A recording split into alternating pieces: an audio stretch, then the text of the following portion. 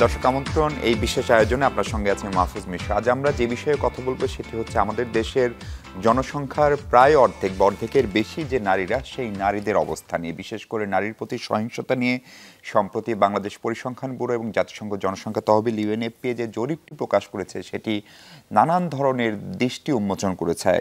বিশেষ করে প্রতি 4 জন নারীর ভিতরে 3 জনই তার জীবদ্দশায় কোনো না কোনোভাবে সহিংসতার শিকার হচ্ছেন, এবং এই সহিংসতার শিকার হচ্ছেন খুব কাছের মানুষজন দ্বারা, ঘরে বাইরে সর্বত্রই। আবার পাশাপাশি যদি আমরা দেখি তাহলে স্বামীর দ্বারা সহিংসতার হার 66 থেকে 2015 সালে যেটি 66% ছিল সেটি 49% হয়েছে। সেটি যেমন কমেছে সেটি ভালো দিক, একই সাথে যারা সহিংসতার শিকার হচ্ছেন এরকম 3 জন নারীর 2 জন সেই তথ্যটি প্রকাশ করেন না, অর্থাৎ এটি এই সময়ে এসেও এক ধরনের ট্যাবু হিসেবে থেকে গেছে। সেজন্য আমরা আলোচনা শিরোনাম নির্ধারণ করেছি নীরবতা ভাঙ্গি। এই বিষয়ে কথা বলার জন্য আমার সঙ্গে স্টুডিওতে আছেন 3 জন অতিথি। আছেন গণপ্রজাতন্ত্রী বাংলাদেশ সরকারের মহিলা ও শিশু বিষয়ক মন্ত্রণালয়ের অতিরিক্ত সচিব জনাব শবনম মুস্তানী, ম্যাডাম স্বাগত আপনাকে। আছেন doctor M Shahidul Islam, demographic data and intelligence unit ইউএনএফপিএর এই শাখার প্রধান।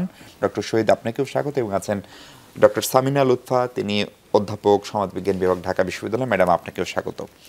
আমরা ডক্টর শহীদ আপনাকে দিয়ে আলোচনা শুরু করতে চাই, কারণ জরিপটি আপনারা করেছিলেন।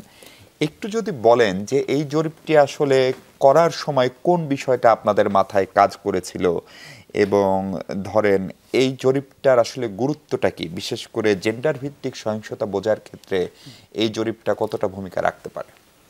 আপনাকে ধন্যবাদ। নারীর প্রতি সহিংসতা 2024 জরিপটি আমরা ইউএনএফপিএ, বাংলাদেশ ব্যুরো অফ পরিসংখ্যান, বাংলাদেশ স্ট্যাটিস্টিক্সের সাথে যৌথভাবে করেছি। এটা এই সিরিজের তৃতীয় জরিপ। এর আগে আমরা 2011 এবং 2015 সালেও এই জরিপটি সম্পাদন করেছি।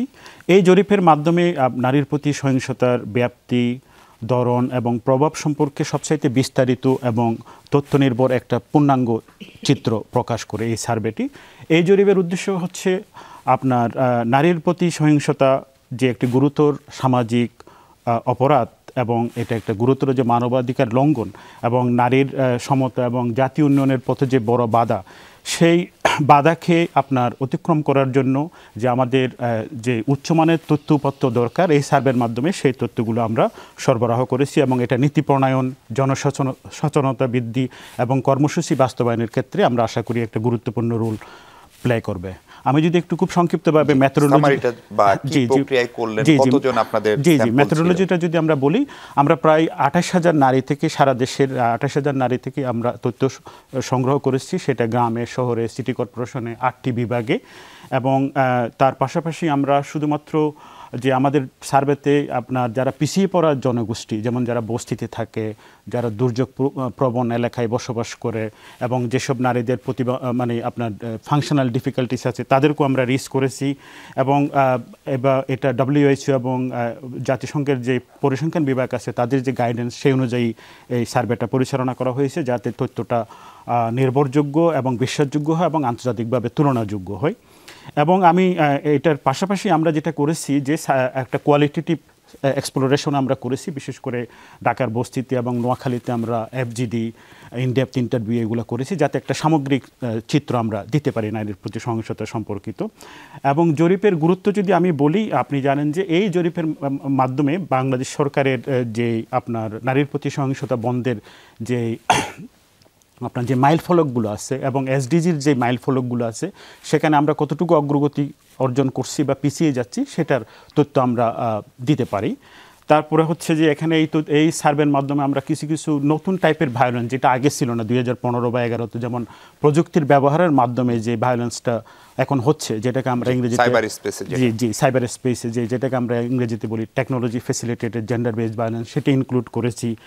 তারপরে এর আগে একটু আগে আমরা যেটা বললাম যে লিভিং ওয়ান বিহাইন্ড কমিউনিটি, তাদেরকে আমরা সেখানে নিয়ে এসেছি। এবং শুধুমাত্র যে প্রিভিলেন্স, যে কত পার্সেন্ট মেয়ে সহিংসতার শিকার হচ্ছে বা তাদের যে সার্ভিস সিকিং, এই বিষয়গুলোর পাশাপাশি আপনার এই যে সহিংসতার কারণগুলো সেটা ব্যাখ্যা করার জন্য আমরা একটা তাত্ত্বিক মডেল ধরে এবং উন্নত মানের পরিসংখ্যানিক পদ্ধতি ব্যবহার করে সেই কারণগুলো আমরা এই সার্ভে থেকে আপনার নিয়ে এসেছি। তো আমি পরিশেষে বলবো যে আপনার নারীর প্রতি সহিংসতা জরিপ নারীদের নীরব এবং অদৃশ্য যে কষ্ট, সেটা পরিমাপযোগ্য তথ্যের মাধ্যমে আমরা দৃশ্যমান করেছি এই সার্ভের মাধ্যমে। ডক্টর শহীদ, আপনার সঙ্গে অফ দ্য রেকর্ডে যে আলোচনা হচ্ছিল সেখানে আপনি বলছিলেন যে এই ধরনের তথ্য দিতে অনেক নারী চায় না, কারণ আমাদের বিশেষ করে যে পুরুষ শাসিত ব্যবস্থা সেখানে সহিংসতার শিকার যার দ্বারা হচ্ছে তারা ক্ষমতার আধার এবং তাদের উপরে তারা অনেকে ডিপেন্ডেন্টও বটে, গ্রামীণ নারীদের বিশেষ করে একটা অংশ। ফলে সেই জায়গাগুলোকে আপনারা কিভাবে তথ্য উপাত্ত সংগ্রহের সময় সেগুলো আপনাদের মাথায় ছিল কিনা, বা সেই চ্যালেঞ্জ আপনারা কিভাবে মোকাবেলা করছেন, সেটা কি শেয়ার করা সম্ভব? অবশ্যই। আপনারা জানেন যে এই জরিপটা আর 10টা জরিপের মতো না, যেহেতু এই যে নারীদের সাক্ষাৎকার আমরা নিয়েছি তারা অলরেডি ভালনারেবল এবং তাদের সেফটি সিকিউরিটি নিশ্চিত করা ছিল আমাদের প্রথম প্রায়োরিটি। শুধু তাদের না, যে 120 জন নারী গণনাকারী তাদের কাছে তথ্যের জন্য গিয়েছেন, তাদের সেফটি সিকিউরিটিও আমরা এনশিওর করার জন্য আমাদের প্রায় মাসব্যাপী আমরা ট্রেনিং দিয়েছি, প্রটোকল ডেভেলপ করেছি এবং তথ্য সংগ্রহ করতে গিয়ে যদি যে নারী তথ্য দিচ্ছে অথবা যে তথ্য সংগ্রহ করছে সে যদি কোনো অসুবিধার সম্মুখীন হয় সেখানে কি রেসপন্স আমরা করতে পারি সেগুলো আমরা আগে থেকে ওয়েল প্ল্যান ভাবে গিয়েছি। তো আমরা আমাদের তথ্যের নিতে গিয়ে যেটা দেখেছি আমাদের রেসপন্স রেট বেশ ভালো ছিল, প্রায় 95%। আমরা 100 জনের কাছে গেলে 95 জনের কাছেই তথ্য নিতে পেরেছি। আপনার যেটা সমস্যাটা বলছেন, কোনো কোনো ক্ষেত্রে 5% নারী হয়তো তথ্য দিতে চায় নাই, অপারগতা প্রকাশ করছে বা তারা ওই সময় ওই প্লেসে ছিল না। হ্যাঁ, হোয়াট অ্যাবাউট দ্য পার্টনার্স, মানে তারা তাদের পক্ষ থেকে ধরেন আপনি যদি কোনো নারীকে ইন্টারভিউ করার চেষ্টা করেছেন, তাদের স্বামীদের মনস্তত্ত্ব বুঝেছেন বা তারা বাধা দিয়েছে বা এরকম কিছু, নাকি তাদেরকে গোপনে রেখে এটা করতে হয়েছে? একটু আগে আমি যেটা বলছিলাম আর অর্থাৎ এই সার্ভেটা করার ক্ষেত্রে যে সেফটি যে প্রোটোকল, হ্যাঁ, কনফিডেন্সিয়ালিটি সেটা মেনটেন করা হয়েছে এবং একটা এনুমারেটর ধরেন একটা নারীর কাছে যখন তথ্য সংগ্রহ করতে গেছে সেখানে যদি তার আশেপাশে তার শাশুড়ি, স্বামী বা ননদ থাকে, তাকেও তাদের কাছ থেকে কিভাবে সেপারেট করা যায় এবং সেক্ষেত্রে যদি তথ্য সংগ্রহ করতে বিলম্ব হয় আবার যদি তার কাছে যেতে হয় সেটাও আমরা নিশ্চিত করেছি, সো দ্যাট দিন শেষে যাতে এই তথ্য দেওয়ার ফলে ওই নারীর কোনো অসুবিধা না হয় বা কোনো রিঅ্যাকশন না হয়। প্রফেসর সামিনা লুৎফা, আপনি এ তো নিশ্চয়ই ফলাফলটা জানেন, ফলে এই যে 4 জনের 3 জন তার স্বামীর দ্বারাই সহিংসতার শিকার হয়েছেন, এখন এইটা আমরা কি আসলে মানে অনুমানযোগ্য ছিল আপনাদের কাছে? আপনারা যারা সমাজ বিজ্ঞানী এগুলো নিয়ে কাজ করেন, অধিকার নিয়ে কথা বলেন, এটাতে আপনি খানিকটা সারপ্রাইজড কিনা, সেটি হচ্ছে একটা জায়গা। 2 নম্বর জায়গা হচ্ছে যে 2 জন নারীর একজন এখন আমরা এই মুহূর্তেও স্বামীর দ্বারা সহিংসতার শিকার হচ্ছেন।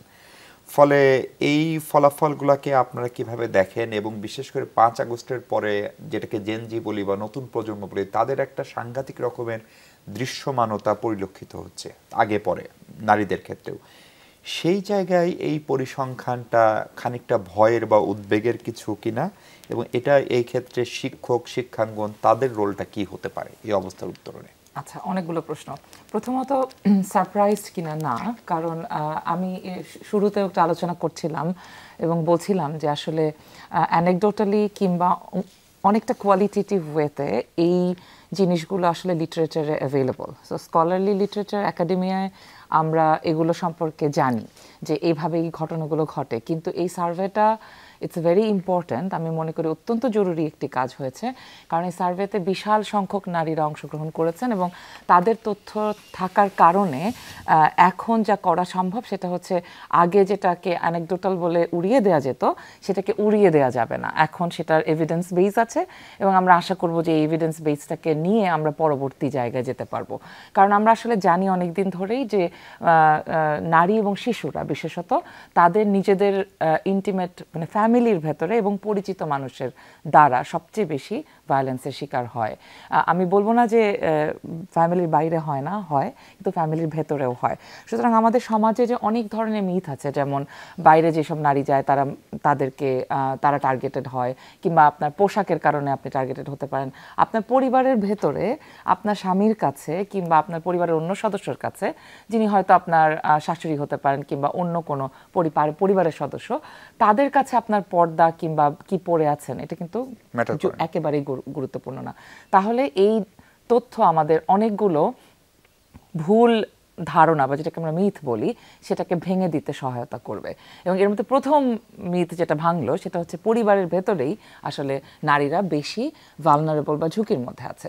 আর আপনি যেটা বলেছেন যে গত 1 বছরে আমরা নারী পুরুষ নির্বিশেষে তরুণ প্রজন্মকে অনেক বেশি বাইরে দেখছি, তাদেরকে পলিটিক্যালি এবং তাদের ওপিনিয়ন এক্সপ্রেস করার ক্ষেত্রে অনেক বেশি সামনে দেখছি।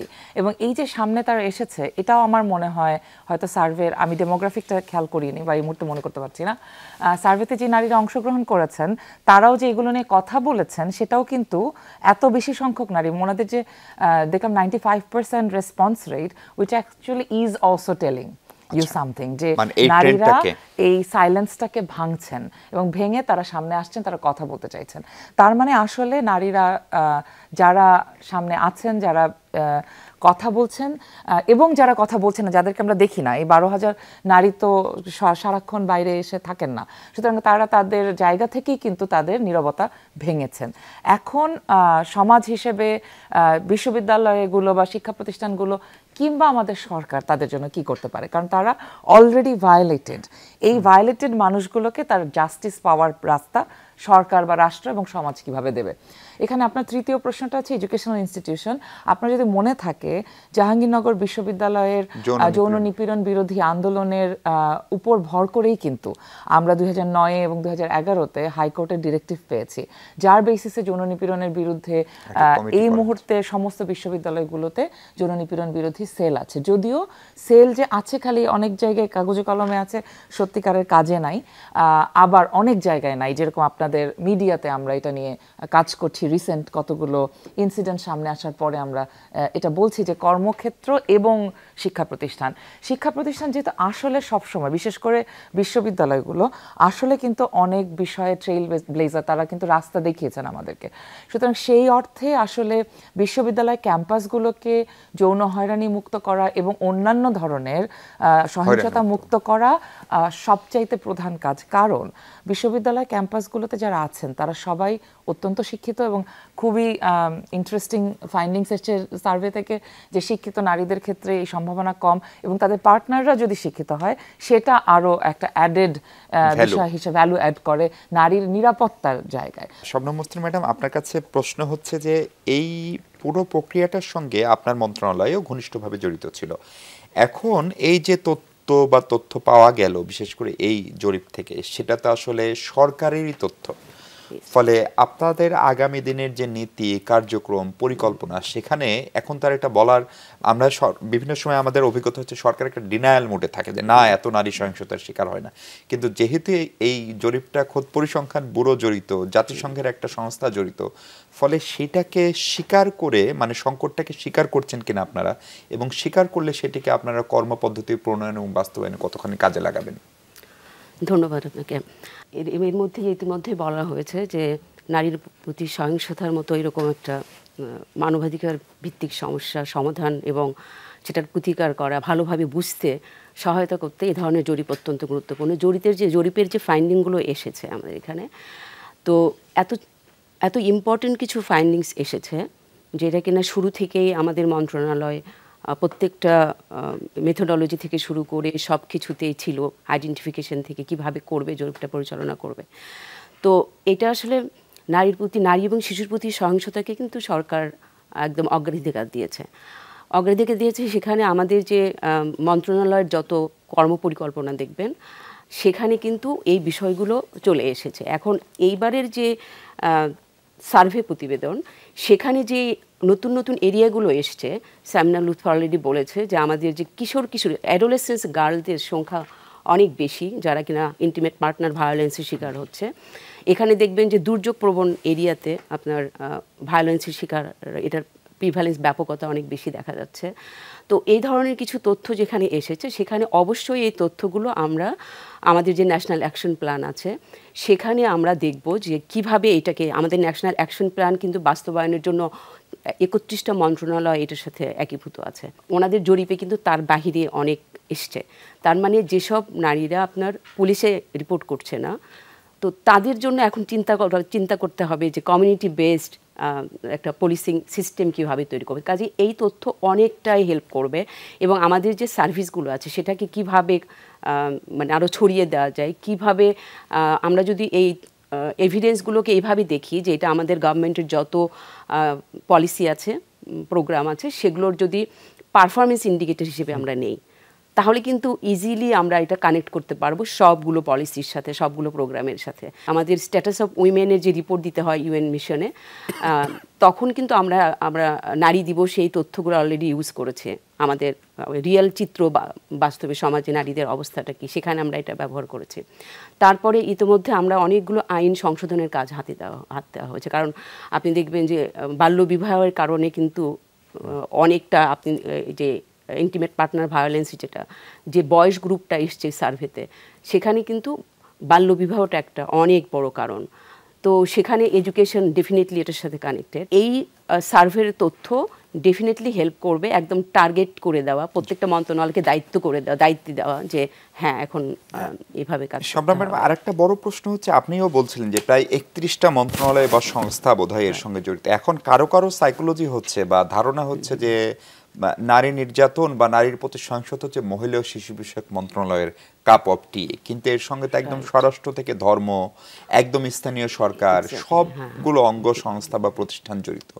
তাহলে আপনাদেরকে এরকম কোনো পরিকল্পনা আছে, একটা সিঙ্গেল কোঅর্ডিনেটেড এফোর্ট যে দরকার এটি প্রতিরোধে, সে ধরনের কোনো চিন্তাভাবনা সরকারের আছে? এটা আমাদের কিন্তু মন্ত্রণালয়ের একটা হাই লেভেলের কমিটি আছে, ঠিক আছে। তো সেই মিটিংটা আসলে রেগুলার করতে হবে, অ্যাটলিস্ট অনেক ঘন ঘন করতে হবে।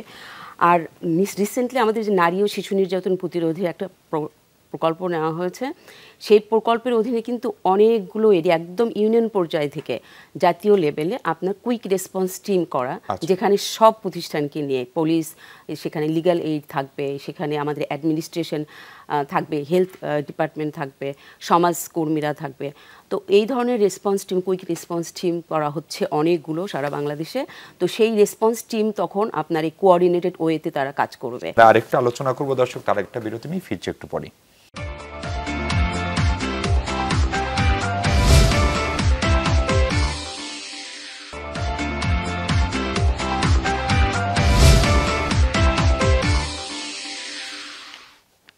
দর্শক অনেক ধন্যবাদ সঙ্গে থাকার জন্য। স্বাগত যারা এই মুহূর্তে যুক্ত হয়েছেন। ইউএনএফপি এর ডেমোগ্রাফিক ডাটা অ্যান্ড ইন্টেলিজেন্স ইউনিটের প্রধান ডক্টর এম শহীদুল ইসলাম আছেন আমার সঙ্গে।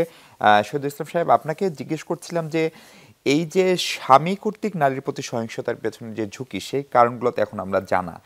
এখন এখান থেকে মুক্তি পাওয়ার উপায় কি, এবং এই ফলাফল সরকারের নীতি পলিসির ক্ষেত্রে কিভাবে আসলে ইমপ্লিমেন্ট হবে, সেটার কোনো পথনকশা বা রূপরেখা আপনাদের ভাবনায় আছে কিনা? জি, অবশ্যই। আমি যা সংক্ষেপে একটু বলবো যে কিছু কিছু ঝুঁকি এখানে আলোচনা হয়েছে অলরেডি, আমাদের দুইজন সহ আলোচক সেগুলো আলোচনা করেছেন। আমি জাস্ট একটু সংক্ষেপে বলবো যে আমাদের এই রিপোর্ট থেকে আমরা যে ফার্দার অ্যানালিসিস করে এই যে স্বামী কর্তৃক সহিংসতার ক্ষেত্রে কি কি ঝুঁকিগুলো, সেক্ষেত্রে এটা 3টা লেভেলে আমরা দেখেছি। একটা হচ্ছে রিলেশনশিপ লেভেলে, ধরেন স্বামীর প্রতি ভয়, তারপর আপনার যেসব নারীদের বিয়ের ক্ষেত্রে যৌতুক দেওয়া হয়, তারপরে স্বামী যদি এক্সট্রা ম্যারিটাল অ্যাফেয়ার বা পরকীয়ায় যদি আসক্ত থাকে, বহুবিবাহ করেন এবং মাদকাসক্ত হন, তাহলে সেক্ষেত্রে নারীর প্রতি সহিংসতার ঝুঁকিটা অনেক বেড়ে যায়। তারপর আর্থসামাজিক এবং ব্যক্তিগত কারণের ক্ষেত্রে বিশেষ করে আমাদের যে মৌকার অফিসিয়াল যেটা বললেন যে অল্প বয়সে যে নারীদের বিয়ে হয়ে যায় 15 থেকে 19 বিশেষ করে, তাদের ঝুঁকির মাত্রাটা বেশি। তারপরে ইন্টারেস্টিংলি যেসব নারী আয় করে ঘরের বাইরে অফিসে বা উদ্যোক্তা হয়ে, তাদের ঝুঁকির মাত্রাটাও বেশি।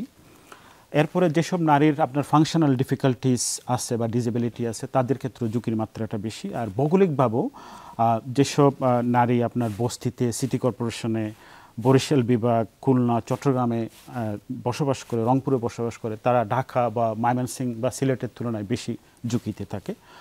আর ঝুঁকির পাশাপাশি আমরা এখানে প্রোটেক্টিভ ফ্যাক্টর, অর্থাৎ কী বিষয়গুলো নারীকে প্রোটেক্ট করে, একটা বড় হচ্ছে যে নারীর এডুকেশন, তার থেকেও বেশি হচ্ছে নারীর যে স্বামী বা তার পার্টনারের এডুকেশন, সেটা তাকে প্রোটেক্ট করে।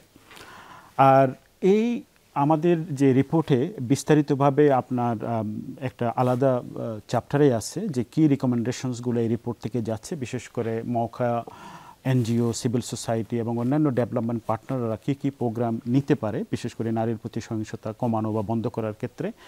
সেটা যদি আমি 2টা মোটা দাগে বলি, সেই ক্ষেত্রে আপনার একটা হচ্ছে প্রতিরোধ কৌশল, অর্থাৎ কী কী কৌশল নিলে নারীর প্রতি সহিংসতাটা বন্ধ বা কমে যেতে পারে। একটা হচ্ছে যে আপনার আমরা যেটা একটু হয়তো এটা একটু আমার সহকর্মী আছে, উনি হয়তো এটা আর একটু ভালোভাবে বলতে পারবেন ঢাকা বিশ্ববিদ্যালয়ে, যে জেন্ডার ট্রান্সফরমেটিভ যে অ্যাপ্রোচ সেটা নেওয়া। সেক্ষেত্রে আপনার যারা এই জেন্ডার ট্রান্সফার অ্যাপ্রোচটা কি একটু বলবেন সংক্ষেপে? যে অর্থাৎ আমাদের যে প্রোগ্রামিং আমরা যেটা করি আর কি, সেক্ষেত্রে যে আপনার যে সেখানে মেল এবং ফিমেল দুই গ্রুপকে সেখানে ইনক্লুড করা, যাতে আপনার এই যে ইতিবাচক পুরুষত্ব, যেটাকে আমরা বলি যে পজিটিভ মাস্কুলিনিটি, সেই জিনিসটা এবং পারস্পরিক শ্রদ্ধাবোধ যাতে গড়ে তোলা যায়। এটার পাশাপাশি ধরেন যেসব গ্রুপগুলো বেশি ভালনারেবল আছে, বিশেষ করে আপনার কিশোরী এবং তরুণী 15 থেকে 19 বছর বয়স যাদের, তাদের যে লাইফ স্কিল এডুকেশন, তাদের যে সচেতনতা, এই কার্যক্রমগুলো নেওয়া যেটা মৌকা করতেছে, সেটা হয়তো আর একটু বেশি করতে হবে আমাদের। তারপর হচ্ছে আপনার যেখানে রিস্ক ফ্যাক্টরগুলোতে আপনি দেখছেন যে আপনার যে যৌতুক যে ইস্যু, যেটা আমাদের সমাজে বছরের পর বছর চলে আসতেছে, সেই যে যৌতুক বিরোধী প্রচারণাটা অব্যাহত রাখা। তারপর হচ্ছে মাদকাসক্ত যে ইস্যুটা, সেটা যে ভায়োলেন্সের উপর বড় প্রভাব ফেলতেছে, সেটাকে অ্যাড্রেস করা। তারপর হচ্ছে নারীর অর্থনৈতিক ক্ষমতায়নের উদ্যোগের ক্ষেত্রে নিরাপত্তার বিষয়টা সংযোজন করা, যে নারীরা বাইরে যাচ্ছে, কাজ করতেছে, সেখানেও তারা সহিংসতার, গড়েই তার স্বামী দ্বারা বা অন্যান্যদের দ্বারা সহিংসতার যে শিকার হচ্ছে, তার এই বিষয়টাকে যে মেল ব্যাকল্যাশ যে ঝুঁকি, সেটা কমানো। আর অন্যদিকে আরেকটা ইস্যু হচ্ছে, সেটা হচ্ছে আপনার সেবা প্রদান ব্যবস্থাটা শক্তিশালী করা। সেক্ষেত্রে ধরেন আপনার একটা সমন্বিত যে সার্ভাইভার সেন্ট্রিক সেবা, সেক্ষেত্রে স্বাস্থ্য, বিচার, আইন, সামাজিক সহায়তার সার্বজনীন প্রবেশাধিকার যাতে নিশ্চিত হয়। আপনি সার্ভেতে দেখেছেন সেখানে অনেক নারী আসলে এই যে বিষয়গুলো আছে, যে সেবাগুলো যে আমাদের মৌকা বা অন্যান্যরা দিচ্ছে, সেই সম্পর্কেও তাদের নলেজের একটা বড় ধরনের গ্যাপ রয়ে গেছে। তারপরে এই যে ভয় এবং মানসিক চাপ, এটা হয়তো আমাদের খুব বেশি, আমরা ফিজিক্যাল ভায়োলেন্সের শিকার হলে ডক্টর বা অন্যান্যদের কাছে যাওয়া, কিন্তু এখানে যে আপনার একটা যে তার ভিতরে একটা তার মনোজগতিক যে ইস্যুটা, সেটা অধিকাংশ ক্ষেত্রে সেটা অ্যাড্রেস করা হয় না আর কি। মেন্টাল হেলথ এবং অন্যান্য ইস্যুসগুলোর কথা আমি বলতেছি, সেখানে নিশ্চিত করা। তারপরে আপনার যে ভোর যে ডেডিকেটেড হেল্পলাইন, সেটা দেখলেন যে এটার আপনার যে সেটা সম্পর্কে নলেজ খুবই কম। 109-এর কথা আমি বলছি, 999 সম্পর্কে হয়তো একটু অনেক বেশি জানে, কিন্তু 109 যেটা ডেডিকেটেড হেল্পলাইন, সেটা সম্পর্কে কম জানে। সেটাকে আমরা আরও বেশি কিভাবে আপনার ইফেক্টিভ করতে পারি, সেই জায়গাটাতে আমাদেরকে জোর দিতে হবে। আপনি 999 আর 109-এর ভিতরে কম্পেয়ার করে বলছেন যে 999 যতটা জনপ্রিয়, 109 ততটা জনপ্রিয় হয়নি। এটার দায় মূলত কার? আমাদের গণমাধ্যমগুলো আসলে কতখানি সেন্সিবল আচরণ করে এই ক্ষেত্রে? যেহেতু আমরা সার্ভেতে এই বিষয়টা আসে নাই, দায়বদ্ধতাটা, সুতরাং আমার মনে হয় না আমি সেই বিষয়ে কথা বলতে পারবো। আমাদের এখানে ঢাকা বিশ্ববিদ্যালয়ের আমি সামিনা লুৎফার কাছে যাই। সামিনা আপা, দুইটা ইস্যু, একটা হচ্ছে যে এই নারীর নারীকে কিভাবে মিডিয়া চিত্রায়িত করে, এটা দীর্ঘদিনের একটা বিতর্কের বিষয়, গবেষণার বিষয়, সমাজবিজ্ঞান, বিশেষ করে সাংবাদিকতা ও গণমাধ্যমে। আপনার কাছে যেটা জানতে চাওয়া, এখন আমরা এমন একটা সময় দেশটা দাঁড়িয়ে আছে যখন একটা চূড়ান্ত রকমের রাজনৈতিক আবহ বিরাজমান, এবং এই সময়ে এই রাজনীতি তো আসলে শেষ পর্যন্ত ক্ষমতায়নের একটা বড় প্রক্রিয়া বা মাপকাঠি। সেইখানে নারীর অধিকার কতখানি প্রতিফলিত হতে দেখছেন? বিশেষ করে 5 আগস্টের আগের বাংলাদেশ এবং পরের বাংলাদেশে যে বিশাল একটা প্রত্যাশা বিভিন্ন ক্ষেত্রে তৈরি হয়েছিল নারীর ক্ষমতায়নের জায়গায়, একদম প্রান্তিক নারীর ক্ষমতায়ন থেকে শুরু করে ব্যক্তি নারীর, সেটা কতখানি প্রতিফলিত হচ্ছে আসলে? অনেকগুলো জটিল প্রশ্ন একসাথে করেছেন। যেহেতু জেন্ডার ট্রান্সফরমেটিভ স্ট্র্যাটেজির কথা উঠেছিল, মানে জিনিসটা তাই হওয়ার কথা। জেন্ডার ট্রান্সফরমেটিভ স্ট্র্যাটেজিতে মানে বিদ্যমান যে কাঠামো নারীকে নিচে রাখে এবং তাকে সব রকমভাবে প্রান্তিক করে রাখে, সেই কাঠামোর মধ্যে দুটো খুব গুরুত্বপূর্ণ জায়গা হচ্ছে জেন্ডার ডিভিশন অফ লেবার। তার মানে আমি নারী বলে আমার জন্য একটা নির্দিষ্ট কাজ, আর একজন পুরুষ বলে তার জন্য একটা নির্দিষ্ট কাজ, যেটা আসলে ইনইকুয়ালিটিকে তৈরি করতে এবং তাকে টিকিয়ে রাখতে সাহায্য করে। আর দ্বিতীয় হচ্ছে যে ডিসিশন মেকিংয়ে নারীর ভূমিকা না থাকা। এবং এই দুইটা মেজর যে কর্নারস্টোন, তার সাথে সাথে ধরেন আরও অনেক ডিসক্রিমিনেশন আছে, ভায়োলেন্স আছে। ভায়োলেন্স নিয়ে যেহেতু কথা বলছি, ডিসক্রিমিনেশন নিয়ে এখনো যাই নাই ডিসক্রিমিনেশনের দিকে। তো ভায়োলেন্স তো খুবই একটা এক্সট্রিম ফর্ম অফ ইনইকুয়ালিটির জায়গা। তো সেই কারণে ওই দুইটাতে যদি আমরা মনোযোগ দিতে পারি, তাহলে আসলে জেন্ডার ট্রান্সফরমেটিভ হয়। তার মানে ডিসিশন মেকিংয়ে নারীকে আনা এবং তার রোলটাকে জেন্ডার না রাখা। তার মানে নারী রাজনীতিতে ব্রাত্য, সে শুধু ভোট দিবে এবং তার নিজের ইচ্ছায় না, তার পরিবারের কথায়, তার পরিবারের এবং ওপিনিয়ন লিডারদের দ্বারা। এবং আসলে এটার একটা মেজর পারসেপশন আছে যে যেরকম আপনি দেখলেন যে সার্ভেতেও দেখা গেছে যে কন্ট্রোলিং মেকানিজম, পরিবার কিভাবে, পরিবারের পুরুষ সদস্যরা কিভাবে নারীদেরকে কন্ট্রোল করে, এবং সেই কন্ট্রোলিং মেকানিজমের কারণেই বিশ্বাসটা এরকম যে নারী আসলে নিজে নিজে জানে না কাকে ভোট দিতে হবে, সো তার স্বামী যাকে বলবে তাকেই সে ভোট দেবে। তো এই যে ভোটার হিসেবে এক ধরনের প্যাসিভ রোলে নারীকে সবসময় রেখে দেয়া, কিন্তু তাকে অ্যাক্টিভলি ডিসিশন মেকিং প্রসেসের মধ্যে আসতে না দেয়া, এটা হচ্ছে জেন্ডার ট্রান্সফরমেটিভ না। এবং আমরা দেখলাম খুবই দুর্ভাগ্যজনকভাবে 24-এর গণ অভ্যুত্থানের পরে আমরা আশা করেছিলাম যেহেতু 24-এর গণ অভ্যুত্থানে নারীর অসম্ভব স্ট্রং এজেন্সি সম্পন্ন ভূমিকা ছিল, সে লিডারশিপে ছিল, সে ডিসিশন মেকিংয়ে ছিল, এবং সে কোনো কিছুর তোয়াক্কা না করে রাস্তায় ছিল, জানের ভয়ের তোয়াক্কা না করে রাস্তায় ছিল। সেই নারীকে আমরা কিন্তু মোর ফর্মাল প্রাতিষ্ঠানিক রাজনীতির কাঠামোর মধ্যে হঠাৎ তাকে আর দেখতে পাচ্ছি না। এবং এই দেখতে না পাওয়ার পেছনে ওই জেন্ডার্ড যে রোল, যে নারী শুধু ভোট দিবে এবং প্যাসিভ, সে কিন্তু কখনো অ্যাক্টিভ হবে না, সেটা একটা খুব গুরুত্বপূর্ণ ভূমিকা, এবং তাকে ওই ডিসিশন মেকিং রোলে যেতে না দেয়। এখন এখানে চ্যালেঞ্জগুলো কী কী? প্রথম কথা একটা এসছে যে 109 সম্পর্কে না জানা, মানে সরকার কি আমাদেরকে যথেষ্ট সহায়তা করছে কিনা, যেই নারীরা পলিটিক্যালি অ্যাক্টিভ রোল প্লে করার চেষ্টা করছেন না 3 জায়গায়। একটা হচ্ছে ধরেন তার সুরক্ষার কোনো ব্যবস্থা নাই, এবং সে যখন ধরা যায় যেটার কথা এসছে টেকনোলজি ফ্যাসিলিটেটেড যেই ভায়োলেন্সগুলো মেয়েদের এগেনস্টে করা হচ্ছে, তার মধ্যে একটা মেজর অংশ হচ্ছে তার ছবি ডক্টর করে বাইরে ছেড়ে দেওয়া, তাকে নানাভাবে ব্ল্যাকমেইল করা, এবং এর সাথে সাথে যুক্ত হচ্ছে সাইবার বুলিং, অনলাইন স্পেসে হয়রানি। এবং এই হয়রানিটা তো থেকে যায়। আপনি যদি আমরা জানি যে ইফ টিজিংকে আমরা সেক্সুয়াল ভায়োলেন্সের শিকারে মানে এটার লিস্টের মধ্যে আনতে আমাদের অনেক কষ্ট হয়েছে, কিন্তু এটা তো সেক্সুয়াল ভায়োলেন্স। একইভাবে ইফ টিজিং হয়তো ওই রকমভাবে থেকে যায় না, কিন্তু যখন আপনি অনলাইনে কোনো হয়রানি করেন সেটা কিন্তু ফরএভার থেকে যাচ্ছে, এবং ডিজিটাল ফুটপ্রিন্ট, এবং সেটা আপনার পরিবার, আপনার সমাজ, আপনার পাড়া মহল্লা সবাই জানে। এবং এই যে মিথ্যা তথ্যগুলো ছড়ানো হয়, এর ফলে একজন নারীর পক্ষে স্বাভাবিক জীবনযাপন করাই প্রায় অসম্ভব হয়ে যায়। তার বয়স যদি 15 থেকে 19-এর মধ্যে হয়, তাহলে তার এই বেড়ে ওঠার সময়ই সে নানান রকম মানসিক সমস্যার মধ্যে পড়ে যাবে।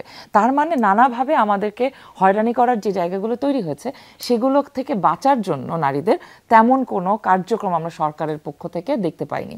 এবং এই যে ভয়াবহ সাইবার বুলিং, নারী রাজনীতিবিদরা, নারী শিক্ষকরা, নারী শিক্ষার্থীরা যারা আন্দোলনে সামনে ছিল, তারা যে ফেস করেছে, তার বিরুদ্ধে ব্যবস্থা নেওয়ার ক্ষেত্রে যদি সরকার কয়েকটা অন্তত এক্সাম্পলারি জায়গায় তৈরি করতে পারত, তাহলে হয়তো এই জিনিসটার সংখ্যা কমে যেত। কিংবা যেহেতু আমরা ব্যক্তি হিসেবে এদের সাথে যোগাযোগ করতে পারি না, কিন্তু রাষ্ট্র কিন্তু, সরকার কিন্তু আইসিটি মিনিস্ট্রি হতে পারে, স্বরাষ্ট্র মন্ত্রণালয় হতে পারে, ফরেন মিনিস্ট্রি হতে পারে, বিটিআরসি হতে পারে, সবাই মিলে যদি ফেসবুক এবং অন্যান্য যে মিডিয়াগুলোতে এগুলো করা হচ্ছে, তাদেরকে যদি এক ধরনের মানে একটা কি বলা যায়, এটা একটা অ্যাডভোকেসি এবং এটা একটা লবিং, যেটা ব্যক্তি মানুষের পক্ষে সম্ভব না। থার্ড, বাট আমি একদম শেষ জায়গায় এসেছি, আমাকে থামায় না, কারণ এটা বলা খুব জরুরি, সেটা হচ্ছে যাদের আসলে নারীকে নেতৃত্বে আনতে হবে সেটা হচ্ছে রাজনৈতিক দলগুলো। সেই রাজনৈতিক দলগুলো আমরা বিগত 9 মাসের ঐকমত্য কমিশনের যে সমস্ত মানে কি বলবো, এটাকে কি বলা যায় আমি জানি না, বয়েজ ক্লাবের মিটিংগুলো দেখেছি, সেখানে নারীর কমপ্লিট অ্যাবসেন্স আমাদেরকে বলে দিয়েছে যে শুধু যে সরকার নারীকে জায়গা দিচ্ছে না তা না ডিসিশন মেকিংয়ে, এমনকি রাজনৈতিক দলগুলোও দিচ্ছে না। এবং তারা 5%-এর দাবিতে কিভাবে ঠেকে গেছেন, এবং সবচাইতে বড় রাজনৈতিক দল সেই 5% নারীর মনোনয়নও দেন নাই, তাতে আমরা বুঝতে পারি যে আসলে রাজনৈতিক দলগুলো নারীর পক্ষে নাই, নারীকে ডিসিশন মেকিংয়ে আনার জায়গাতে নাই। শবনম ম্যাডাম, আপনার কাছে আসি। প্রফেসর সামিনা লুৎফা অনেকগুলো গুরুত্বপূর্ণ পয়েন্ট উত্থাপন করেছেন। তার সঙ্গে আমার একটু জানতে চাওয়া যে যিনি ভুক্তভোগী তিনি এটা প্রকাশ করা, মানে কোথায় বলবেন, পুলিশ, হাসপাতাল, ফোন, সেটা করতে গিয়েও আরেক ধরনের হয়রানির শিকার হতে হয়। ধরেন যে প্রক্রিয়ায় জেরা করা হয় একজন সহিংসতার শিকার নারীকে, অথবা একই তথ্য বারবার নেওয়া হয়, সেটার একটা মেন্টাল ট্রমার কথাও অনেকে বলেন। ফলে এই স্বাস্থ্য আইন, সামাজিক এবং বিচার পরিষেবা যেগুলো, এগুলোর ভিতরে সমন্বয়ের জন্য আপনাদের মন্ত্রণালয় কাজ করে আমরা জানি, সেটাকে আরও কীভাবে কার্যকর করা যায় সেটা একটি জানার জায়গা। এবং দ্বিতীয়ত হচ্ছে যে এটি সমন্বয় করার ক্ষেত্রে আসলে চ্যালেঞ্জগুলো কি আপনারা ফেস করেন? আমাদের যে ব্যারিয়ারগুলো তারা ফেস করছে সেটা হচ্ছে প্রথমত 109 বিষয়টা এসছে, যে 109 সম্পর্কে তারা জানে না। এটা ঠিক যে 109টা আসলে ডেডিকেটেড একটা হটলাইন করা হয়েছিল একটা প্রকল্পের মাধ্যমে। তো এটা আমাদের মন্ত্রণালয়ের কোর ওয়ার্কের মধ্যে এখনও আসে নাই। তো প্রকল্পটা এক্সটেনশন হয়েছে, বাট এটাকে আরও কিভাবে প্রচার করা যায়, যেমন আমাদের যে 2018 থেকে 30 পর্যন্ত যে ন্যাশনাল অ্যাকশন প্ল্যান আছে, সেখানে কিন্তু বলা হয়েছে যে 109টা সমস্ত টেক্সট বুকে, স্কুল কলেজের টেক্সট বুকগুলোতে পেছনের পেজে থাকবে, যেন সবাই এটা জানতে পারে এই সম্পর্কে। এখন আমাদের যে সার্ভিসটা আছে এখন, সেখানে যে দুর্বলতাটা, যে ব্যারিয়ারগুলো আছে, সেটার একটা বড় কারণ হচ্ছে ওই রেফারেল সিস্টেমটা আমাদের আসলে অতটা স্ট্রং ছিল না। তো এইবার আমাদের সেই প্রকল্পের মাধ্যমে এই রেফারেল সিস্টেমটা এমনভাবে করা হচ্ছে কুইক রেসপন্স টিমের মাধ্যমে, যেন ওই নারীকে একই কথা বারবার বলতে না হয়। তাকে যেন একদম একটা এন্ট্রি পয়েন্টে তার সঙ্গে যোগাযোগ করবে প্রথম, সেই তাকে বিভিন্ন সেবার সঙ্গে সংযোগ করিয়ে দিবে, এবং তাকে যেন তার সেই স্টোরিটা বারবার না করতে হয়।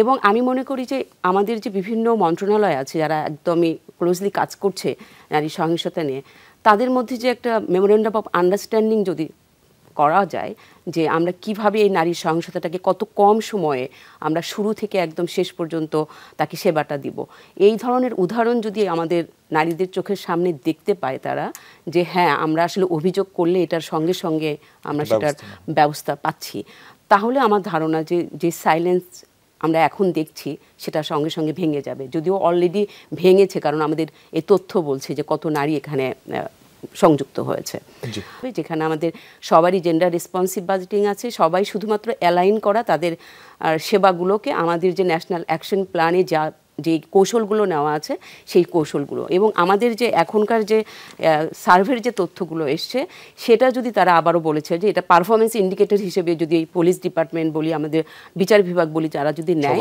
সবাই যদি নেয়, তাহলে আমার ধারণা যে একটা পজিটিভ চেঞ্জ ডেফিনেটলি আসবে। ম্যাডাম, আমরা আরেকটা আলোচনা করবো দর্শক, তার আগে আবার একটা বিরতি নিয়ে ফিরছি একটু পরে।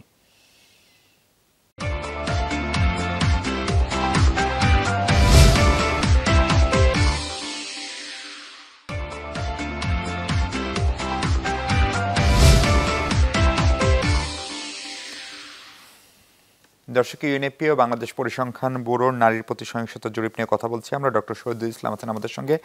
ডক্টর শহীদ, আপনি একজন অর্থনীতিবিদও বটে, ফলে আমরা এই যে ডেমোগ্রাফি ডিভিডেন্ড, একটা দারুণ সময় বাংলাদেশ পার করছে, সেইখানে নারীদের অংশগ্রহণ আমরা কতখানি কাজে লাগাতে পারলাম, এবং এই যে জেন্ডার বেসড যে ভায়োলেন্স, সেটা হচ্ছে নারীর কর্মসংস্থান বা শ্রমবাজারকেও প্রভাবিত করতে পারে কিনা, এবং সেটা সামষ্টিকভাবে আমাদের যে জাতীয় অর্থনীতি, সেখানেও কি কোনো নেতিবাচক প্রভাব ফেলতে পারে? সেটা তো বলার অপেক্ষা রাখে না। আপনি জানেন, আপনি শুরুতেই বলেছেন যে আমাদের দেশের জনগোষ্ঠীর অর্ধেকেরও বেশি নারী, এবং আপনি যদি বিবিএস-এর লেবার ফোর্স সার্ভে দেখেন, সেখানে শ্রমবাজারে নারীর অংশগ্রহণ হচ্ছে অনলি 42%, এবং মানে 42%। আর তার মধ্যে একটা বড় অংশ হচ্ছে কৃষিখাতেই তারা আছে। সো যে আপনার হাই এন্ড যে জবগুলো, সার্ভিস সেক্টর, ইন্ডাস্ট্রিয়ালে, তাদের পার্টিসিপেশন এমনি কম। তারপর আমাদের সার্ভে থেকে যে তথ্যগুলো আমরা পেলাম, যে প্রায় 20% নারী তাদের জীবদ্দশায় অর্থনৈতিক ভায়োলেন্সের শিকার হচ্ছে। তারপরে যারা বাইরে কাজ করতেছে তাদেরও ভায়োলেন্সের ঝুঁকি বেশি। আমি যদি এরপরে একটু মাইক্রো লেভেলে আর দিয়ে একটা তথ্য দিই, আমাদের সার্ভে থেকে দেখা যাচ্ছে যে আপনার এই ভায়োলেন্সের ফলে নারীর নিজের এবং তার যে সংসার বা তার যে স্বামীর, তারাও কিন্তু অর্থনৈতিক সমস্যার সম্মুখীন হচ্ছে। যে গড়ে একজন নারীকে তার যে ফিজিক্যাল বা সেক্সুয়াল ভায়োলেন্সের শিকার হয়ে বা অন্যান্য ভায়োলেন্সের শিকার হয়ে যে ডক্টর বা ফার্মাসিতে গিয়ে যে মেডিসিন কিনতে হচ্ছে বা ডক্টর দেখাতে হচ্ছে, সেখানে গড়ে তার 2500 টাকা করে খরচ হয়। তারপর আপনার লিগাল যে কস্ট, সেটাতে গড়ে প্রায় 4100 টাকা, কারো কারো ক্ষেত্রে সেটা হয়তো 1 লাখ টাকাও করতে পারে, মানে গড়ে আমি বলতেছি মিনিমাম আর কি। তারপর আমি যদি একটু ম্যাক্রো লেভেলে দেখি, যে এই কাজটাকে আমরা আর একটু এক্সপান্ড করে এটা করব, যে আমাদের জাতির জন্য এটা আসলে মানে ম্যাক্রো লেভেলে কত ক্ষতি হচ্ছে সেটা আমরা করব। এবং অন্যান্য দেশে যেটা দেখতেছি সেটা হচ্ছে ম্যাক্রো লেভেল, আমাদের যেটা এস্টিমেট অন্যান্য দেশে করেছে, প্রায় 3.7% পর্যন্ত জিডিপি আপনার ক্ষতি হতে পারে। এই যে ভায়োলেন্স এগেনস্ট যে উইমেন, যে তার যে একটা কস্ট মাইক্রো লেভেলে ম্যাক্রো লেভেলে, এবং ভায়োলেন্সের ফলে এবং নারী এবং তার যে স্বামী দুজনেরই কিন্তু যে শ্রম ঘন্টা, যে হাসপাতালে যাওয়া, কোর্টে যাওয়া, যে অপচয়গুলো হচ্ছে, সেগুলো কিন্তু আপনি যদি তার যদি অপরচুনিটি কস্ট দেখেন, সেটার অপরচুনিটি কস্ট অনেক। তো সামগ্রিকভাবে যদি আমি এই নাম্বারগুলোকে একটা লাইনে নিয়ে এসে বলি যে আমাদের যে সার্ভে থেকে যে তথ্যটা এসেছে এবং অন্যান্য যে গবেষণা হয়েছে যে নারীর প্রতি সহিংসতার ফলে যে অর্থনৈতিক কস্ট, সেটা আমাদের নারীর শ্রমবাজারে প্রবেশের ক্ষেত্রে বড় বাধা। তারপরে যারা অলরেডি শ্রমবাজারে আছে তারাও নানান দিক থেকে ঝুঁকির ভিতরে আছে। তো আমরা যেটা বলবো ইউএনএফপির পক্ষ থেকে, যে আমরা আপনার এই যে ডেমোগ্রাফিক ডিভিডেন্ডের যে জেন্ডার ডিভিডেন্ডও আমরা এস্টিমেট করি, এবং এই সার্ভে থেকে যে তথ্যটা পাওয়া গেছে সেটার যে কস্টগুলো সাবস্টেন্সিয়াল, এবং আমাদের ডেমোগ্রাফিক ডিভিডেন্ড অর্জনের ক্ষেত্রে, পার্টিকুলারলি জেন্ডার ডিভিডেন্ড অর্জনের ক্ষেত্রে বড় বাধা। এবং আপনি যদি এই অর্ধেক নারী গোষ্ঠীর এই সমস্যাটা যদি আপনি অ্যাড্রেস না করেন, তাহলে সেটা শুধুমাত্র একটা সামাজিক সমস্যা না, এটা একটা বড় অর্থনৈতিক ক্ষতিও বটে আমাদের জন্য, ফলে যেটা আমাদের উন্নয়ন পরিকল্পনাতেও সরাসরি প্রভাব ফেলে। হ্যাঁ জি, হ্যাঁ প্রফেসর সামিনা লুৎফা, আমরা একটু আগেও কথা বলছিলাম যে এই যে টেকনোলজি ফ্যাসিলিটির যে ভায়োলেন্সগুলো, আমি নিজেও আপনাকেও দেখেছি, আপনি নিজেও এর ভয়াবহ রকমের শিকার হতে হয়েছে আপনাকে। 5 আগস্টের আগে পরে এখনো হচ্ছে। প্রশ্ন হচ্ছে যে এইটাতে তরুণীরা এই সহিংসতার বেশি শিকার হচ্ছেন। আমাদের এক্সিস্টিং যে কাঠামো, বিশেষ করে সাইবার স্পেসে আমাদের যে কাঠামো, যে ব্যবস্থা বা যে সার্ভিসগুলো আমাদের আছে, আপনি কি মনে করেন যে এগুলো মোকাবেলা করতে সক্ষম? আর যদি সক্ষম না হয় তাহলে সেক্ষেত্রে এটার জন্য আসলে করণীয় কি হতে পারে? আমি আমার ব্যক্তিগত অভিজ্ঞতাই শেয়ার করি। যদি এসব বিষয় নিয়ে খুব বেশি কথা বলা হয় না, কিন্তু ধরেন গত মে মাসে আমি এক পর্যায়ে বাধ্য হলাম একটা জিডি করতে আমাদের শাহবাগ থানায়। এরকম থ্রেট দেয়া হচ্ছিল যে আমাকে ঘেরাও করা হবে, মেরে ফেলা হবে, ইত্যাদি ইত্যাদি, ঝুলিয়ে দেওয়া হবে টাইপের এই জাতীয় থ্রেট দেওয়া হচ্ছিল। তো এক পর্যায়ে আমি করতে যাই, এবং খুবই ইন্টারেস্টিংলি যেই পেজগুলো বা যেই গ্রুপগুলোতে এই কথাগুলো হচ্ছে, তারা বিশ্ববিদ্যালয়ের আমার কর্মক্ষেত্রের সাথে সম্পর্কিত, এবং সেই সম্পর্কিত, তার মানে তারা শিক্ষিত, সচেতন হওয়ার কথা। হ্যাঁ, এবং ধরেন এই যে শিক্ষিত সচেতন গ্রুপগুলো এগুলো করছে, আবার সে বিশ্ববিদ্যালয়ের সাথে সম্পর্কিত, তার মানে বিশ্ববিদ্যালয়ের প্রশাসনেরও এখানে কিছু করবার আছে। আমি জিডিটা করার পরে কপি টপি সহ বিশ্ববিদ্যালয় প্রশাসনকেও দিয়েছিলাম, কিন্তু এই যে মে মাস থেকে শুরু করে এই পর্যন্ত আমাকে কেউ দ্বিতীয়বার কিছু জিজ্ঞেস করেনি। এবং এই পুরো প্রসেসের মধ্যে আবার কিন্তু এর মধ্যে যে আমি আবার হইনি সাইবার বুলিং এর শিকার, তা না, এর মধ্যেও কিন্তু সাইবার বুলিং চলেছে। এবং রিসেন্টলি ডাকসু নিয়ে একটা কথা বলার পরে এটা আবার ফ্লেয়ার আপ করেছে। তার মানে বিষয়টা হচ্ছে, আপনি যদি রাজনৈতিকভাবে কোনো ভিন্ন মত প্রকাশ করেন, তাহলে তাকে, যদি আপনি নারী হন, তাহলে আপনাকে ভয়াবহভাবে এই অ্যাটাকের জন্য প্রস্তুত থাকতে হয়। এমনকি এখন আমি পত্রিকায় লেখা দেওয়ার আগেও 100 বার চিন্তা করি যে আমি এই শব্দ লিখবো না ওই শব্দ লিখবো। এক তো হচ্ছে আপনি জেনারেলি একজন শিক্ষিত মানুষ হিসেবে কথা বলার সময়, হ্যাঁ, কিন্তু একটা ভয়, আপনি ধরেন সেলফ সেন্সরশিপ, যেটা হচ্ছে না, যে কোনো মানুষ যখন, ধরেন আমার তো এখন বয়স হয়েছে, কিন্তু যেই নারীরা মাত্র শুরু করছেন, তার বয়স 15 থেকে 25, এই নারীরা কিন্তু তার চিন্তা কাঠামোকে তৈরি করছেন। তার মানে উনি আসলে কি ধরনের নলেজ তৈরি করবেন, কি ধরনের পলিটিক্স করবেন, সেই জায়গাটা কিন্তু তার তৈরি হচ্ছে। এই সময়ে যদি তিনি সেলফ সেন্সর করতে শিখে যান, তাহলে কিন্তু তার প্রভাবটা আগামী দিনের রাজনীতি বলেন, সংস্কৃতি বলেন, সবকিছুতেই পড়বে। তাহলে আমি যে উদাহরণটা দিলাম, তার পাশাপাশি আমি এটাও বলতে চাই যে প্রায়শই কিন্তু অনেক, এমনকি মিডিয়ার ভিতরেও আমরা যেটা রিসেন্টলি দেখলাম যে মিডিয়া কর্মী আত্মহত্যা করেছেন, সেটা নিয়ে একটা বাইরে চলে আসলো, এবং তার আগ পর্যন্ত আমরা জানতামই না যে যেন এরকম হচ্ছে। তার মানে যে মিডিয়া আমাদেরকে প্রেজেন্ট করে, তার মানে যেখানে আমাকে ভুল ফটোকার্ড ছাপা হচ্ছে, কিংবা মিথ্যা একটা মিসলিডিং, আমি বলবো মিথ্যা না, মিসলিডিং ফটোকার্ড ব্যবহার করা হচ্ছে, কিন্তু তারা কিন্তু ওই আমার ছবিটাই ব্যবহার করছেন, এবং সেটা একটা বড় রেপিউটেড মিডিয়া হয়তো যারা এটা করছেন, কিংবা হয়তো এটা আসলে ফেক, যেটাই হোক এর পেছনেও কিন্তু মিডিয়া লিটারেসিরও প্রয়োজন রয়েছে, এবং সেখানেও আমার মনে হয় মেজর একটা কাজ করার আছে। বিশেষ করে এখন এই অনলাইন সাংবাদিকতা নামে যে জিনিসটা উদ্ভব ঘটেছে, সেই জিনিসটা আপনি খেয়াল করলে দেখবেন বিভিন্ন নারী অ্যাক্টিভিস্ট যারা হয়তো সরাসরি ফর্মাল রাজনীতি করেন বা করেন না, তাদেরকে নানাভাবে যে ভিডিওওয়ালারা ফলো করছে। এবং আমি ডাকসু ইলেকশনের সময় এটা সবচাইতে বেশি দেখেছি যে আমাদের একজন শিক্ষার্থী, উনি ভিপি ক্যান্ডিডেট ছিলেন, আমি ওনাকে জাস্ট, উনি আমার দিকে এগিয়ে এসে সালাম দিয়েছেন এবং আমি ওনাকে শুভেচ্ছা বিনিময় করছিলাম, কিন্তু আমি দেখলাম আমাদের চারপাশে 50 থেকে 60টা ক্যামেরা এবং ফোন ঘিরে ফেললো, এবং আমি যে ওর সাথে একটা ব্যক্তিগত কথা বলবো সেটারও কোনো পরিসর নাই। এবং আসলে কে কোনখান থেকে আমার শরীরের কোন অংশ রেকর্ড করছেন সেটার সম্পর্কেও, সেটার উপরও কোনো ধরনের কন্ট্রোল নাই, কোনো মেকানিজম নাই। তার মানে এই কন্টেন্টগুলো যখন রিল আকারে কন্টিনিউয়াসলি দেখতে হচ্ছে, তার মানে হচ্ছে পুরো জাতির যে একটা মানুষ গঠন, সেই মানুষের মধ্যে নারীকে একটা অবজেক্ট হিসেবে উপস্থাপন করবার যে প্রক্রিয়া, সেটাকে কিন্তু বাতাস দেওয়া হচ্ছে। সেই জায়গায় মিডিয়া লিটারেসির এবং এটাকে এক ধরনের, আমি বলবো না কন্ট্রোল, বাট আমি বলবো মনিটরিং এবং এই বিষয়ে অ্যাওয়ারনেস রেইজ করাটা অনেক বেশি জরুরি। জি, শবনম ম্যাডাম, আপনার কাছে শেষ প্রশ্ন হচ্ছে যে এই জরিপেরই একটা অংশে দেখা গেল যে 88% নারী 109 হেল্পলাইন সম্পর্কে জানেন না। ফলে এইটা কিভাবে আসলে আরো অনেক বেশি জনবান্ধব করা যায়, নারীদের কাছে পৌঁছানো যায়, সেটা নিয়ে আপনাদের ভাবনা কি? এবং আমরা খুবই নিশ্চিত যে বাংলাদেশের অসংখ্য সফলতা রয়েছে, ধরেন ফ্যামিলি প্ল্যানিং বলি, সম্প্রসারিত টিকাদান কর্মসূচি বলি, আমাদের দুর্যোগ মোকাবেলা বলি, এটা সরকার থেকে সাধারণ মানুষ সবাই মিলে একসঙ্গে করেছে। এই জায়গায় সেরকম একটা কোনো অ্যাপ্রোচে যাওয়া যায় কিনা, মানে সরকারের পাশাপাশি আর কারা সেখানে রোলটা আসলে প্লে করতে পারে? শিওর, এখানে 109 সম্পর্কে বড় গ্যাপ যেটা ছিল, লোকজন জানে না, সেটা আমি বলেছি শুরুতেই, যে একটা প্রকল্পের মাধ্যমে করা হয়েছিল ব্যাপক আকারে সারা বাংলাদেশে, এটা আসলে ওভাবে ছড়িয়ে দেওয়া হয়নি। কিন্তু এখন রিসেন্টলি যে কাজটা করা হচ্ছে সেটা একদম ইউনিয়ন পর্যায় থেকে শুরু করে একদম ন্যাশনাল লেভেল পর্যন্ত। আগে যেখানে আমাদের শুধু ওয়ান স্টপ ক্রাইসিস সেন্টার ছিল, ওয়ান স্টপ ক্রাইসিস সেল ছিল, সেখানে সেটার মানে ওইটার পাশাপাশি আমাদের সারা বাংলাদেশে অসংখ্য আপনার যে কুইক রেসপন্স টিম যেটা বলছি, সেটা করা হচ্ছে। এখন আমাদের যে সামাজিক যে অ্যাওয়ারনেস, এখানে আসলে একটা বড় বিষয়, যেটা আমাদের যখন সার্ভে রিপোর্ট প্রকাশ হয় সেদিন বলেছিলাম আমি, যে আমাদের যে ছোটবেলা থেকে বাচ্চারা যে বড় হচ্ছে, আমাদের যে সামাজিকতা, মানসিকতা, এইটার আসলে বড় পরিবর্তনের জন্য এটা সরকার আসলে আইন কানুন নীতি এগুলো এসব দিয়ে আসলে কন্ট্রোল করে আসলে কোনো কিছু করা সম্ভব না, যদি না ব্যাপক মানে সারা চারিদিক থেকে সব মহল থেকে এটা পাওয়া যায়।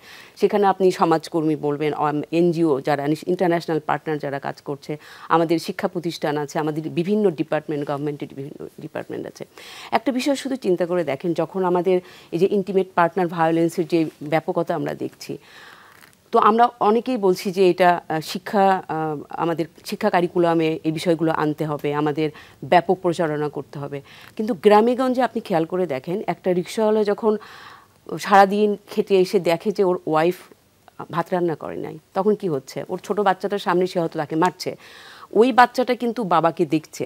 তো এটা কিন্তু নিউরো সায়েন্সের অনেক গবেষণায় দেখা গেছে যে একটা শিশু ছোটবেলায় ঠিক যেভাবে যে অভিজ্ঞতার মধ্যে সে বড় হচ্ছে, তো ওর মধ্যে সেটা নাকি দ্বিগুণ হয়ে যায় বড় হয়ে। তো আপনি সেটা দেখেন যে আমাদের যুদ্ধের পর থেকে এই পর্যন্ত আমরা কিন্তু 4টা জেনারেশন পার করেছি, কিন্তু আর্লি চাইল্ডহুড ডেভেলপমেন্ট, আমরা যে রুট কজের কথা বলছি, এই রুট কজের বিষয়টা নিয়ে আসলে সবাইকে ভাবতে হবে একদম ফ্যামিলি থেকে। যে আমি যখন রেয়ার করছি আমার বাচ্চা যেন ম্যাল ট্রিটমেন্টের শিকার না হয়, সে যেন ছোটোবেলা থেকে দেখে যে বাবা আমার যে সমতা, সেই বিষয়টা। আর এটার মধ্যে তো অবশ্যই মেয়েদের অর্থনৈতিক স্বাধীনতা, যেটা এইটা আসলে অনেকটা ডিপেন্ড করে, যে তার সিদ্ধান্ত নেওয়ার ক্ষমতাকে অনেকটাই বাধাগ্রস্ত করছে। আর একটা বিষয় বলছি, যেখানে যে টাকা পয়সার বিষয়টা আসছে, যে তাদের যে খরচ হচ্ছে, এটা কিন্তু আমাদের মহিলা শিশু বিষয়ক মন্ত্রণালয়ের একটা তহবিল আছে, সেখানে যেসব নারীরা ধরেন এই কস্টটা বিয়ার করতে পারছে না, তারা কিন্তু এটার জন্য আবেদন করতে পারে যে তার এই কস্ট, এবং আমরাও এখন এই বিষয়টাকে এই ফান্ড পাওয়ার ক্ষেত্রে কিভাবে এটা সহজ করা যায় প্রসেসটা, এটা যেরকম একদম ইউনিয়ন লেভেল থেকে বিভিন্ন কমিটি হয়ে এসে ঢাকায় এসে তারপর ন্যাশনাল লেভেলে সেটা সিদ্ধান্ত নেওয়া হবে, তো সেইটা যেন না হয়, এটা যেন খুব দ্রুত আমাদের যে কুইক রেসপন্স টিম থাকবে, আমাদের যে 109 থাকবে, ফোন করার সঙ্গে সঙ্গে তার সমস্ত প্রবলেমটা শুনে তারপরে যেন সমস্ত সেবাগুলো অ্যালাইন করতে পারে, সেরকম একটা ব্যবস্থা সহিংসতার বিষয়ে আসলে আমাদের মন্ত্রণালয় বড় উদ্যোগ গ্রহণ করছে এবং আশা করছি এটা সফল হবে। অনেক অনেক ধন্যবাদ শবনম মুস্তানি ম্যাম, অনেক ধন্যবাদ ডক্টর এম শহীদুল ইসলাম, ধন্যবাদ প্রফেসর সামিনুল লুৎফা। দর্শক, এই ছিল আলোচনা। বাংলাদেশ কেবল নারী নয়, নারী পুরুষ শিশু সবার জন্য নিরাপদ হোক, বাংলাদেশ একটি মানবিক হোক, সেই প্রত্যাশা এই দেশের সব মানুষের, সেই প্রত্যাশাটাকে শেষ করছি। ভালো থাকবেন সবাই।